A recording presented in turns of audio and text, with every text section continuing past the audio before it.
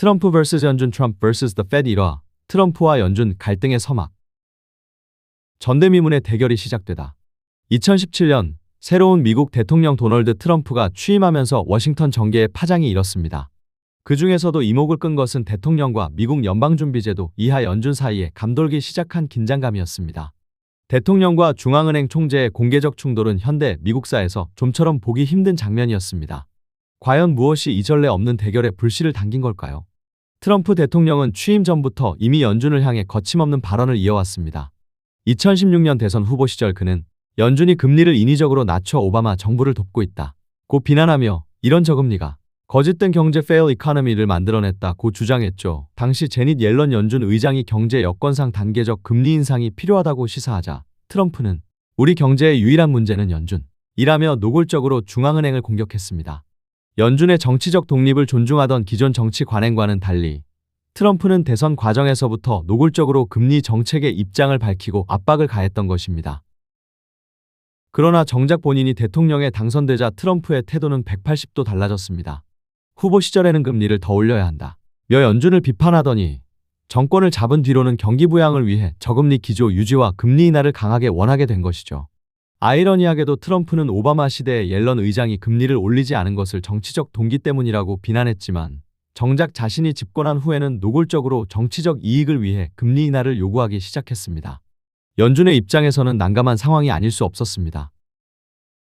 트럼프 대통령은 2017년 말 임기가 다한 제닛 옐런 대신 자신의 사람이라 여긴 제롬 파월을 새 연준 의장에 지명했습니다. 파월 의장은 2018년 2월부터 연준을 이끌게 되었는데 아이러니하게도 이 인선 자체가 향후 벌어질 갈등의 단초가 되었습니다. 트럼프는 파월이라면 본인의 경제 정책 기조에 맞춰 유연하게 통화 정책을 운용해 줄 것이라 기대했을지 모릅니다. 하지만 파월 의장은 취임 직후부터 연준의 전통적인 역할에 충실했습니다. 2018년 미국 경제는 법인세 인하 등 재정 부양으로 성장세를 보였고 실업률도 역대 최저 수준으로 떨어졌습니다. 연준은 경기 과열과 인플레이션을 우려해 2018년 한 해에만 4차례 기준금리를 인상하며 통화 긴축에 나섰죠. 이는 2000년대 이후 거의 처음 보는 공격적 금리 인상 사이클이었습니다. 문제는 트럼프 대통령이 이러한 연준의 결정을 정면으로 받아들이지 않았다는 것입니다. 2018년 중반 이후로 그는 연준의 연속 금리 인상에 노골적으로 불만을 드러냈습니다. 그해 7월 트럼프는 나는 금리 인상이 전혀 마음에 들지 않는다고 공개 발언하며 기존 대통령들이 좀처럼 하지 않던 중앙은행 정책 비판에 시동을 겁니다. 10월에는 급기야 연준의 금리 정책을 두고 연준이 미쳐가고 있다.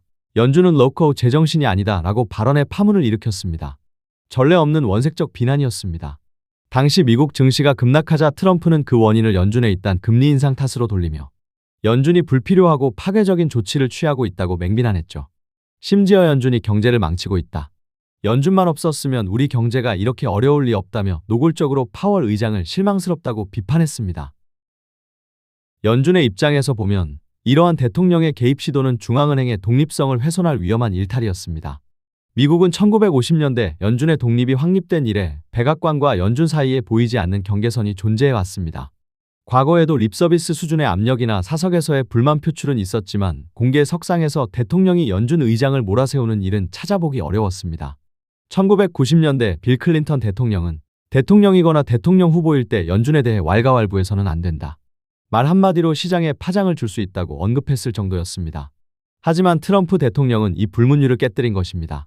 그의 트위터와 연설을 통해 연일 쏟아지는 연준 공격은 금융시장을 긴장시키기 충분했습니다.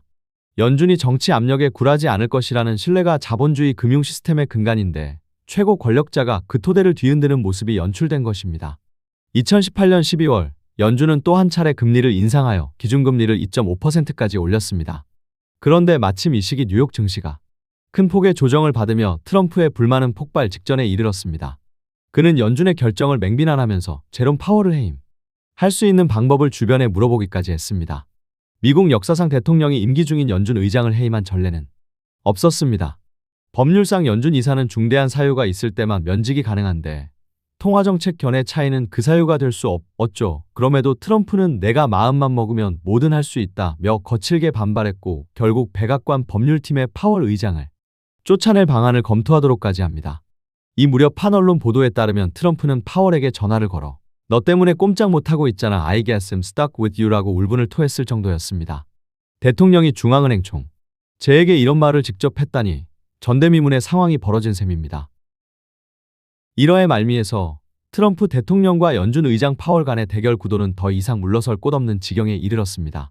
한쪽에는 경기 부양과 정치적 성과를 위해 수단을 가리지 않으려는 대통령이 있고, 다른 한쪽에는 경제 안정을 위해 원칙을 지키려는 중앙은행이 있습니다. 2019년을 앞둔 연말, 워싱턴과 월가의 공기는 폭풍 전야처럼 무겁게 가라앉았습니다. 과연 이들의 충돌은 어떤 방향으로 전개될 것인가? 이제 본격적인 이야기가 시작됩니다.